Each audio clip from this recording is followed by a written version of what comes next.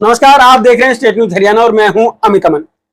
अभी जो इलेक्शन समाप्त हुआ है उसके अंदर रोहतक लोकसभा की एक विधानसभा कोसली, उसमें विधायक जो हैं, वर्तमान विधायक, उनके गांव से भी बीजेपी को हार मिली है और साथ साथ जो पूर्व मंत्री रहे हैं हरियाणा सरकार में, उनके गांव से भी बीजेपी को हार नसीब हुई है।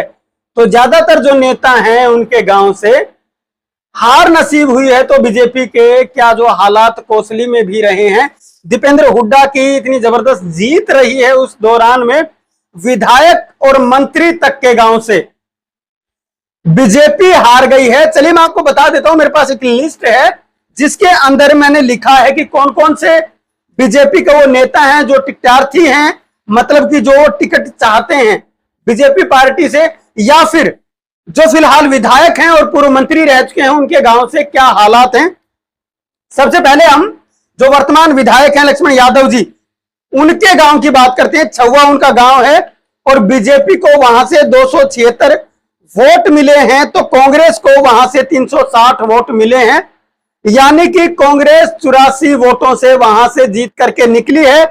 तो वहीं विक्रम यादव जो कि पूर्व मंत्री हैं, उनका गांव सादत नगर है जहां पे उनकी वोटिंग है। बीजेपी को उस गांव से 585 वोट मिले हैं और कांग्रेस को 671 वोट वहां से मिले हैं, यानी कि कांग्रेस वहां से 86 वोटों से जीत करके निकल रही है। ये दो बड़े नेता और इन दोनों के ही गांव से कांग्रेस जीत करके निकली है। उसके बाद शारदा यादव हैं जो कि जिला पार्षद हैं, उनका गांव भांकली है, वहां से बीजेपी को 2176 वोट मिली है, तो वहीं कांग्रेस को 2343 वोट वहां से मिली है। तो यहां से भी कांग्रेस 167 वोटों से जीत करके निकली है। और इसी गांव से उदय भान डागर जी भी हैं जो कि जिला पार्षद प्रत्याशी थे, इन्होंने भी जिला पार्षद के चुनाव में 5000 से ज्यादा वोट लिए थे और वो भी इसी गांव से हैं। इस गांव से फिलहाल कांग्रेस 167 वोटों से जीत करके निकली है। तो वहीं जगफूल यादव जो कि बीजेपी के ही नेता हैं, पूर्व जिला उप जिला प्रमुख भी पूर्व रह चुके हैं, और इसी गांव से बलजीत यादव भी हैं और एक सतपाल थानेदार भी इसी गांव से हैं। गांव का नाम है खुर्शीद नगर और यह भी कोसली विधानसभा का ही गांव है। इस गांव में भी बीजेपी को 264 वोट मिले हैं, तो वहीं कांग्रेस को 256 वोट मिले हैं। एक गांव में 3-3 नेता हैं, लेकिन बीजेपी महज 8 वोटों के अंतर से इस गांव से जीती है। उसके बाद डीके यादव जो कि सुरखपुर टप्पा से, यह भी कोसली के अंदर ही गांव आता है, और डीके यादव भी बीजेपी से टिकट के चाहने वालों में से एक हैं। बीजेपी को इस गांव में 758 वोट मिले हैं, तो वहीं कांग्रेस को 366 वोट मिले हैं। डीके यादव के गांव से बीजेपी 392 वोटों से जीत करके निकली है। तो वहीं सुरेंद्र माडिया जो कि जिला पार्षद हैं, वो भी कोसली विधानसभा के अंदर ही आते हैं और उनके गांव में बीजेपी को 741 वोट मिले हैं, तो वहीं कांग्रेस को 502 वोट मिले हैं, यानी कि बीजेपी यहां से 239 वोटों से जीत करके निकली है। सुरेंद्र माडिया जो कि जिला पार्षद है उनके गांव से, और उनका गांव है दडोली। जीवन हितेशी लाला एक और जिला पार्षद हैं जो कि कोसली गांव से ही बिलोंग करते हैं, कोसली विधानसभा और कोसली इनका गांव भी है। ये जिला पार्षद हैं, बीजेपी के ही जिला पार्षद हैं, और इनके गांव में 2699 वोट बीजेपी को पड़े हैं, तो वहीं कांग्रेस को 2338 वोट पड़े हैं।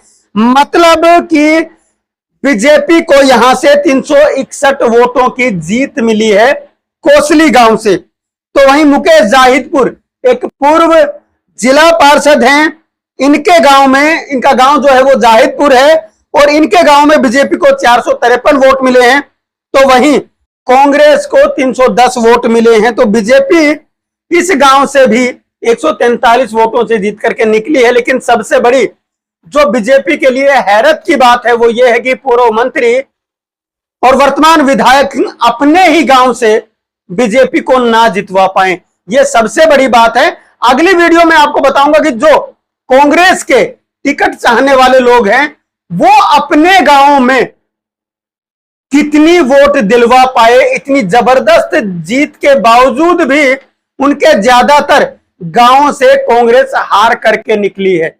नमस्कार, धन्यवाद, जय हिंद। नीट, आईआईटी और जेईई में सिलेक्शन गारंटी के साथ, नहीं तो फीस वापस। हम बात नहीं काम करते हैं, ये हम नहीं हमारा रिजल्ट बोलता है। आपके कोसली इलाके का बेहतरीन इंस्टीट्यूट एसबीआई बैंक के पास मेडिजी ने अपना स्कूल नर्सरी से 12वीं कक्षा तक लुखी गाँव में शुरू कर दिया है। अब छोटे बच्चे भी अच्छी शिक्षा से वंचित नहीं रहेंगे।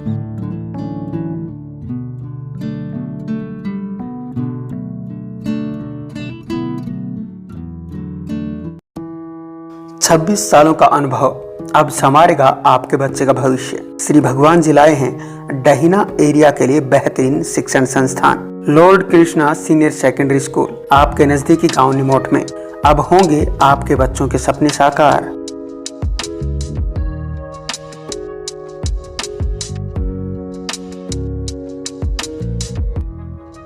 हम आपको विश्वास दिलाते हैं कि इस संस्था में आपके बच्चे का भविष्य सुरक्षित रहे, जहां आईआईटी, पीएमटी, ग्लेड, CA, CPT, NDA, Sainik school और मिलिट्री स्कूल सभी कंपटीशन की तैयारी करवाई जाएगी। मैं 26 साल से शिक्षा के क्षेत्र में काम कर रहा हूं, 1998 से। मैं पहले भी 2 संस्थाएं अच्छी चला रहा हूं, ये तीसरी संस्था लेके हम भविष्य में आपके बच्चे का भविष्य बनाते चलेंगे। और जितने भी कंपटीशन टेस्ट हैं, हमारे पास जो विद्यार्थी आए उसको संस्कारवान बनाएंगे, चरित्रवान बनाएंगे।